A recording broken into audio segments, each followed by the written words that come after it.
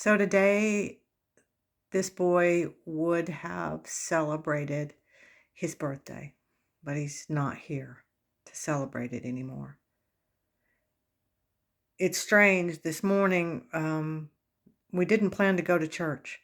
Um, Timing was not allowing it, and there were other plans in the works.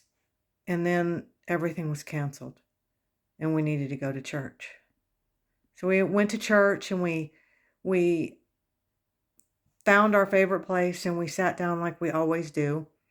And as the service began, I noticed the family in front of us was very sweet, arms wrapped around each other, you know, whispering in each other's ears. And then their son got emotional. He was wiping the tears from his eyes, and you could tell he was uncomfortable being in a crowd and crying. And he left to go to the restroom to compose himself. And the father sent someone after to make sure that he was okay. Normally that would just be just life. But in this particular situation, I think God put me here for a reason. Because after the church service, um, I leaned up and I spoke to the father and I said, "Your family is beautiful. It's nice to see a family so close." And he smiled and nodded and said, "Thank you." And then church dismissed. And as I was walking out the row, one of the people in the aisle mentioned that they had suffered a loss not too very long ago that was devastating to their family. And it's been a long time since they've been back to church. And that hit me kind of hard because I knew there was something going on that was deeper than just that.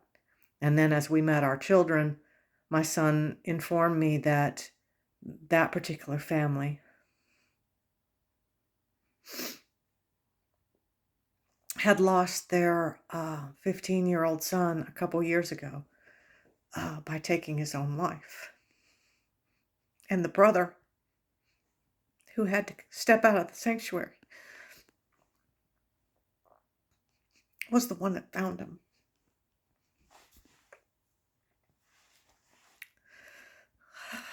As it's affecting me now, it affected me then. I felt like God was saying, this is why. This is why I put these things on your heart so hard.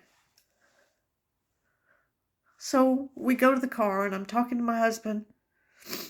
And wouldn't you know it, the family was parked right next to us.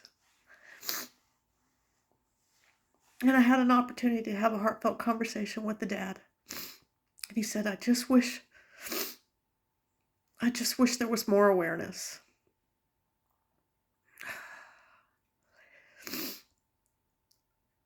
I don't think it's an accident.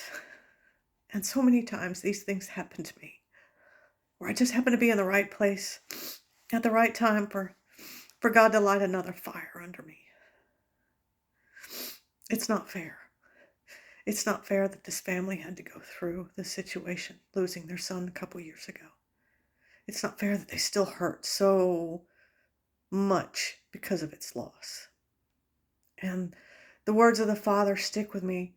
He said, my son was such an energetic individual, so full of life and had so much potential, and we just didn't know.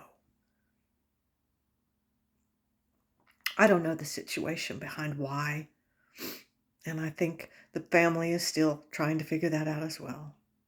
But here's what I do know. It's no accident that our plans changed this morning. It's no accident that we picked the seat right behind this family. And it's no accident that our car happened to be parked there. God was telling me it's time. In the coming days, there will be things that I'm going to have to do to make